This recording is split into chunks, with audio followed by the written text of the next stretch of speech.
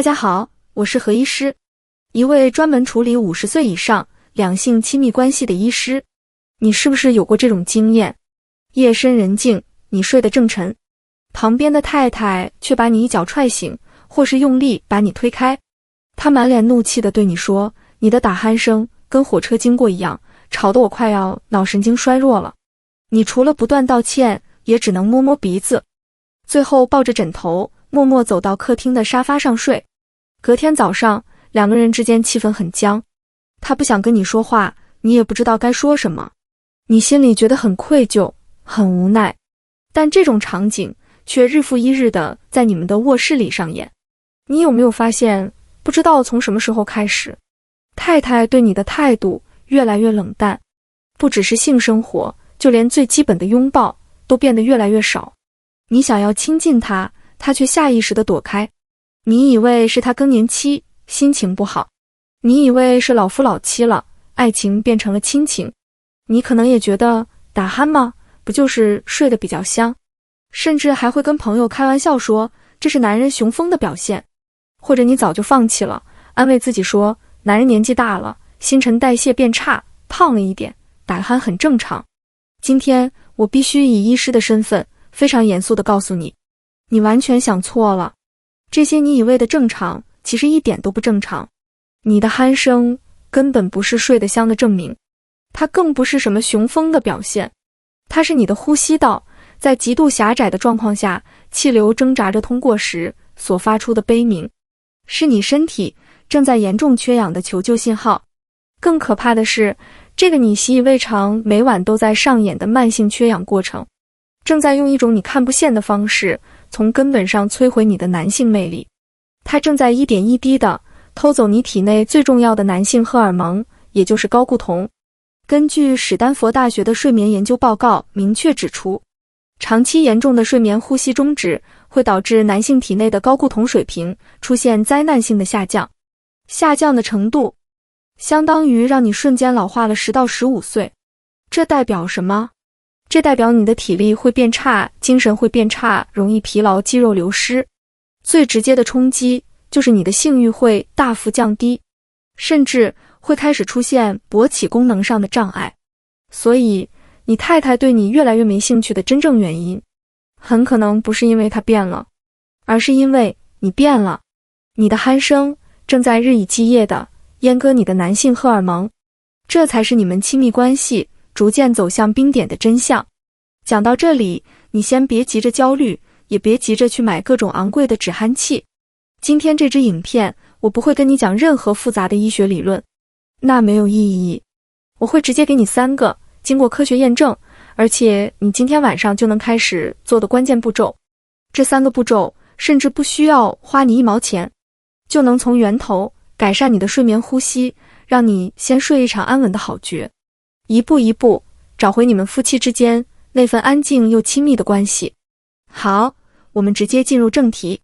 第一个关键步骤，你必须先从脑子里彻底拔除一个错误的观念，就是我刚刚提到的，打鼾不是睡得香，而是身体的缺氧警报。你一定要先接受这个事实，我们后面谈的才有意义。我有一个病人，王先生，50多岁，自己开公司。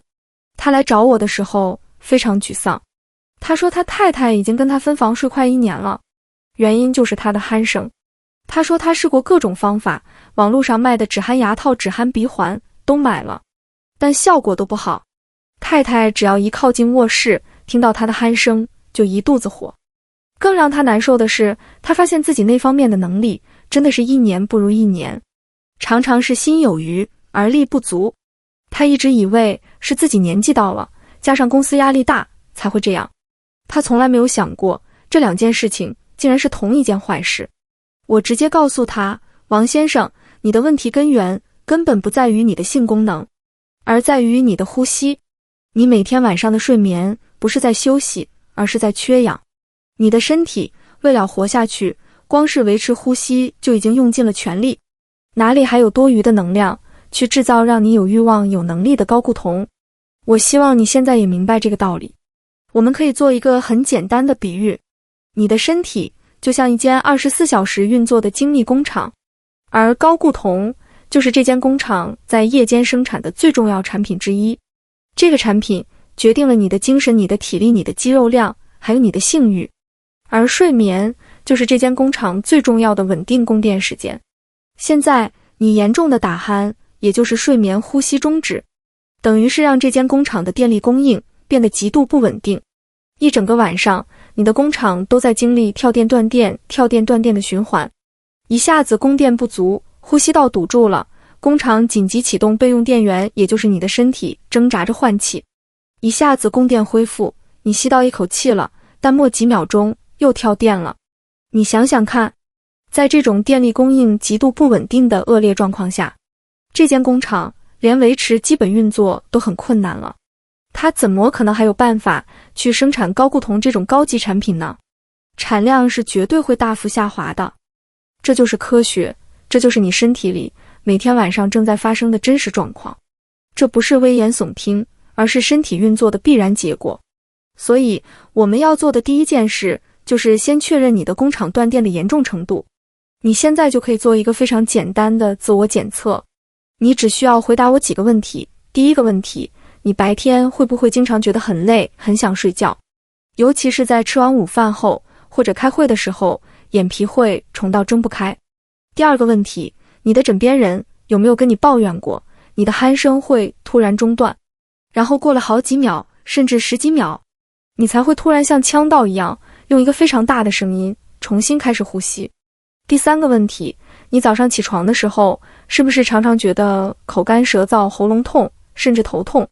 如果以上3个问题你有任何一个答案是 yes， 那我就要很直接地告诉你，你极有可能已经有中度以上的睡眠呼吸中止症。这个时候最负责任的做法，不是自己上网乱买东西来试，而是去找专业的睡眠门诊做一个正式的睡眠检测。这就像是我们工厂要先请一个专业的电力工程师来检查线路问题一样，你必须先知道问题有多严重，我们后面的解决方案才会精准有效。承认问题，并且寻求专业的帮助，这不是丢脸的事，这是一个男人为了自己健康，也为了伴侣幸福，最成熟、最负责任的表现。好的，我们接着讲第2个关键步骤。这一步非常重要，也是最简单、最直接、CP 值最高的一个方法，那就是换掉你现在的枕头，选一颗真正能帮你呼吸的枕头。你没听错，是呼吸，不是睡觉。很多人都搞错了枕头的真正用途，以为枕头嘛，就是要软要舒服，躺下去像陷在云里面一样。这是一个非常非常大的误会，尤其是对于会打鼾的人来说，这种枕头简直就是灾难。我有一个病人，林大哥，60岁刚退休，他对他老婆非常好，很疼他。退休后，他花了好几万块买了一颗欧洲进口的顶级羽绒枕，想说让自己跟老婆都能睡得好一点。结果呢，他老婆说，自从换了那颗枕头，林大哥的鼾声变得比以前更夸张。以前是火车经过，现在是整台火车直接撞进卧室。林大哥自己也很困惑，花了大钱，怎么问题反而更严重？而且他发现自己早上起床后，肩颈特别僵硬，特别酸痛。我告诉他，问题就出在那颗太舒服的枕头上。对枕头来说，真正的核心价值从来都不是柔软，而是支撑。我们可以再用一个比喻，你会立刻明白。我们的颈部到我们的呼吸道，你可以把它想象成一条高速公路的隧道。这条隧道必须要维持畅通，空气也就是车流才能顺利的通过。当你平躺的时候，因为地心引力的关系，我们的舌头、我们喉咙周围的软组织会自然的向后掉，这就会让这条隧道变得比较狭窄。如果你又用了一颗太软太低的枕头，你的头会整个陷下去，下巴会不自觉地往胸口靠近，这个姿势会让你的隧道口发生严重的塌方，整个隧道几乎就被堵死了。空气要通过，就必须用更大的力气去冲撞这些塌方的组织，于是剧烈的震动就产生了，这就是你那足以吵醒邻居的巨大鼾声的来源。所以一颗对的枕头，它的作用是什么？它就像是隧道的支撑架，它的任务不是让你感觉多舒服，而是要提供一个刚刚好的高度和硬度，把你的头和脖子稳稳地撑住，维持在你站立时最自然的生理曲线，确保你的下巴不会下坠，隧道口不会塌方，让这条呼吸的高速公路可以维持在最畅通的状态。这才是枕头的真正意义。所以具体该怎么做？非常简单，我给你2个最核心的操作指南。第一个操作指南，今天晚上就开始练习侧睡。我直接跟你说结论，对于绝大多数有打鼾问题的人来说，侧睡远比仰睡更能有效地保持呼吸道畅通。因为侧睡的时候，地心引力是从侧面拉你的舌头跟软组织，它们比较不会向后掉，去堵住你的呼吸道。这是一个最简单也最有效的物理性改变。当然，我知道很多人睡住了就会不自觉地翻回仰睡。你可以在你的背后放1-2个枕头或抱枕，让你的身体不容易翻平。这需要一点时间来适服，但相信我，为了你的健康跟伴侣的睡眠品质，这个练习绝对值得。第2个操作指南，如何挑选一颗支撑型的枕头。你不需要去追求什么昂贵的名牌，重点只有2个，一个是高度，一个是支撑性。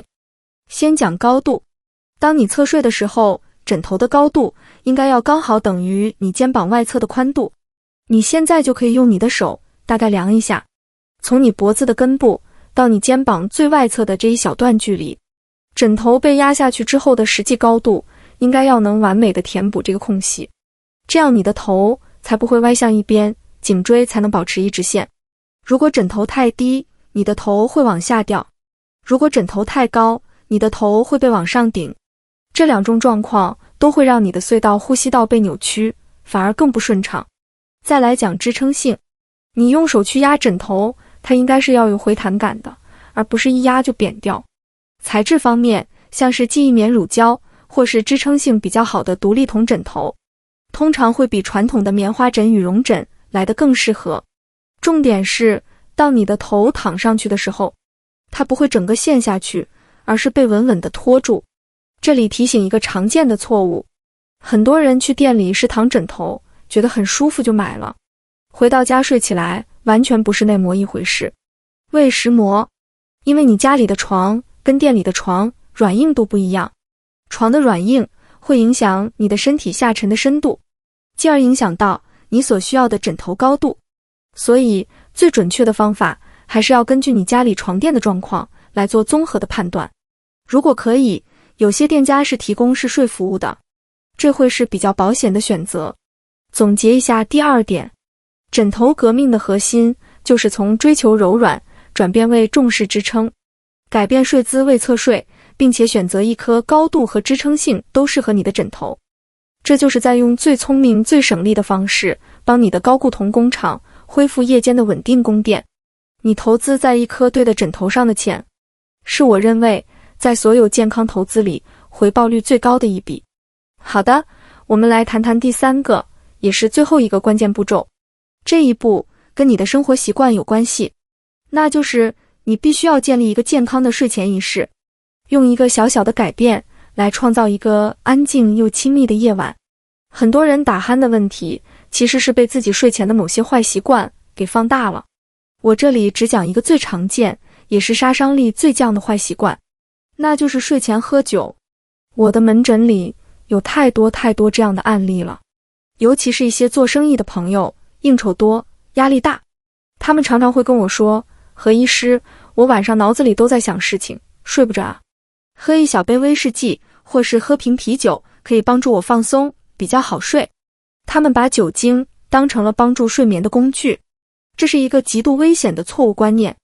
我有一位病人陈老板就是非常典型的例子，他每天晚上都习惯要喝一杯高粱才能入睡，他一直以为这只是助眠，但他太太说他只要一喝酒，那晚上的鼾声就跟打雷一样，而且是那种会突然没声音把人吓个半死的雷。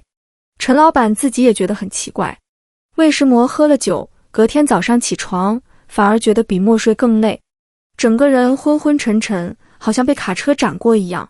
我必须在这里用最直白的语言告诉你，酒精从来就不是帮助睡眠的好东西。它或许可以让你比较快昏倒，但那不是真正的睡眠，那是一种被麻醉的状态。更糟糕的是，酒精对于呼吸道的影响是灾难性的。我们可以再用一个比喻，我们喉咙周围有很多小肌肉，这些肌肉在我们清醒的时候是有张力的，它们就像是呼吸道这条隧道的守门员，负责把隧道的大门维持在一个敞开的状态。当你喝酒之后，酒精会怎么样？它会让全身的肌肉都变得松弛，当然也包括了我们喉咙的这些守门员肌肉。这就等于是你给了这些守门员喝了强力的迷药，让他们全部都喝醉了，瘫软在那里，完全失去了作用。结果是什么？结果就是你的呼吸道会比平常塌陷得更严重。原本只是隧道变窄，现在是整个隧道口几乎完全封闭。这就是胃石膜。很多人喝了酒之后，打鼾的声音会变得特别恐怖，因为你的身体需要用尽洪荒之力才能吸到一点点空气。你等于是在整个晚上都处于一种自我窒息的状态。在这种状态下，你身体的缺氧程度会飙到最高点，对于睾固酮工厂的破坏也是最彻底的。所以我的操作指南非常明确，只有一个，但你必须严格执行，那就是睡前3个小时滴酒不沾。我不管你是有应酬还是有什么习惯，这是一条铁律。如果你真的非喝不可，那也请你把时间提早，让你的身体有足够的时间把酒精代谢掉。同样的道理也适用于某些安眠药或镇静剂，这些药物同样有放松肌肉的效果。如果你有在服用相关的药物，请你务必跟你的医师讨论，告诉他你有严重的打鼾问题，看看是否可以调整药物或者寻找其他的替代方案。千万不要自己觉得没关系就一直吃下去。当然，除了戒掉睡前饮酒这个坏习惯，还有一个最根本也是最有效的终极方法，那就是减重。我知道这很难，很多人听到这2个字就想转台了，但我必须要讲，我们脖子周围如果堆积了太多的脂肪，这些脂肪就像是厚厚的棉被一样，从外面挤压我们的呼吸道，让这条隧道变得越来越窄。你只要能成功的减掉5到10的体重，你就会很惊讶的发现，不只是打鼾，很多跟你健康相关的指数都会有非常显著的改善。这件事情没有捷径，但它的回报绝对超乎你的想象。好的，我们来处理观众心中可能还存在的疑问。讲到这里，我知道很多男性朋友心里可能还是有几个问号在打转，觉得有些情况好像跟自己很像，但又不太一样。没有关系，接下来我就直接预判几个你们最可能遇到的尖锐问题，我一样用最直白的方式一次回答你。第一个问题，何医师，我很奇怪，我只有仰睡的时候才会打鼾，侧睡就不会了，这样也需要担心吗？这是一个非常好的问题，很多人都有这个情况。我直接给你答案，需要，而且你更应该把它当成一个重要的警讯。你想想看，这代表什么？这代表你的呼吸道其实已经处于一个不健康的狭窄状态了，只是还没严重到连侧睡都会塌陷而已。仰睡只是一个姿势，这个姿势正好就是压垮骆驼的最后一根稻草，它把你呼吸道原本存在的问题给彻底暴露了出来。这就像你的车子只有在爬陡坡的时候，引擎才会亮故障灯。你难道会觉得只要我不开上坡路，车子就没问题了吗？当然不是，这表示你的引擎早就已经出状况了。所以千万不要有侥幸的心态，这就是你的呼吸道在对你发出最直接的警告信号，你必须正视它。第二个问题，我听了你的建议，去买了一颗好一点的枕头，可是要睡多久才能看到效果？我要很诚实地告诉你，这不是魔术，这需要一段适应期。尤其如果你过去10年、20年都睡在一颗不适合你的枕头上，你的脖子、你的肌肉、你的整个身体都已经习惯了那个错误的姿势，你现在突然要把它矫正回来，身体一开始一定会觉得有点卡，有点不习惯，甚至有点酸痛，这都是正常的。一般来说，大概需要1到2个礼拜的时间。你要给你的身体，也给这颗新的枕头一点时间去互相磨合。你要相信你在做的是一件正确的事。短期的不习惯是为了换取长期的健康跟一个安静的夜晚，这绝对是值得的。第3个问题，何医师，除了换枕头改变睡姿，还有没有更快的方法？我看网络上有很多止鼾神器，我完全理解大家想要一步到位的心情，但是身为医师，我必须要告诉你真相。所有不从呼吸道畅通这个根本原因去着手的产品，充其量都只是治标不治本的安慰剂，甚至有些还可能对你造成伤害。我们今天影片里提到的这3个步骤，第一，认知到打鼾是缺氧的警报；第二，用对的枕头跟睡姿，从物理上撑开呼吸道；第三，戒掉睡前喝酒的坏习惯，避免肌肉过度松弛。这3个步骤才是经过医学验证，真正能够从源头改善问题的组合拳。这也是我认为最快能够带你走向真正健康的正确道路。走捷径往往是绕远路，把基本功做好，效果才会稳固，也才会持久。讲到这里，我相信大家对于如何改善打鼾已经有了一个非常清晰的方向。当然，今天影片里提到的都是一些通用的原则，每个人的身体状况、颈椎的弧度，还有睡眠呼吸中止的严重程度都不一样。最保险的做法还是要跟你的伴侣，还有你的专业医师好好的沟通。好，我们来到影片的最后一个部分。好，我们今天从鼾声一路谈到了睾固酮，谈到了枕头，也谈到了生活习惯。这一切的努力最终为的是什么？绝对不只是为了让你晚上不再发出噪音那么简单。今天我想给你一个最终的行动口诀，你一定要把它记在心里。这句口诀就是垫高枕头，练习侧睡，戒掉杯中物，迎回枕边人。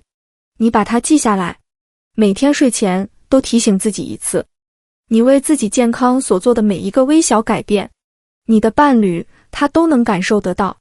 当他不再需要因为你的鼾声而把自己隔绝在紧闭的房门外，当他半夜醒来听到的是你平稳安静的呼吸声，而不是痛苦挣扎的窒息声，那份从心底深处重新燃起的安全感与信赖感，才是滋养你们亲密关系最珍贵的土壤。